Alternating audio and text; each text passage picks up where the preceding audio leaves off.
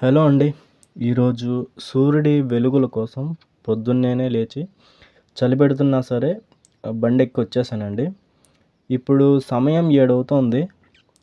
చూడండి, సూర్యుడి నుంచి వచ్చే ఆ వెలుగు ప్రకృతిపై పడుతూ ఉంటే చూడడానికి చాలా బాగుందండి.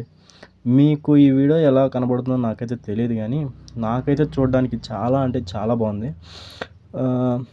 అంటే ఇప్పుడు కాదు గానీ ఎండాకాలంలో అయితే ఈ మంచు అవి ఉండవు కాబట్టి చూడడానికి ఈ ప్రదేశం ఇంకా బాగుంటుంది.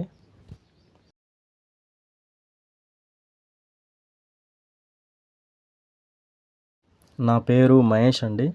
నేను ఈ ఛానల్ని కొత్తగా స్టార్ట్ చేశాను. అలాగే ఇది నా ఛానల్లో మొదటి వీడియో. ఈ ఛానల్ని సూర్యుడి యొక్క ఉదయంతో మొదలు పెడదామని చెప్పి ఇలా ఈ వీడియోని తీస్తున్నా. అలాగే ఈ ఛానల్లో ప్రకృతికి సంబంధించిన ఫోటోగ్రఫీ, ప్రకృతిని ఆస్వాదిస్తూ తీసే వీడియోసు, అలాగే ప్రకృతిపై మరింత ప్రేమ కొంచెం కాస్త ఎక్కువైనప్పుడు ఏవో నాకు వచ్చినట్టు కొన్ని పోయిటిక్గా వీడియోస్ పెడుతుంటాను.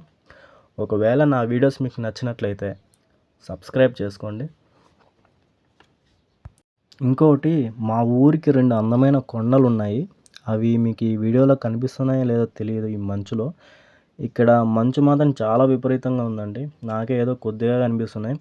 అదే ఎండాకాలంలో అయితే ఆ కొండలు అందంగా కనిపించడంతో పాటు ఆ కొండల వెనక నుంచి వచ్చే ఆ సూర్యుడైతే చూడడానికి ఇంకా బాగుంటాడు.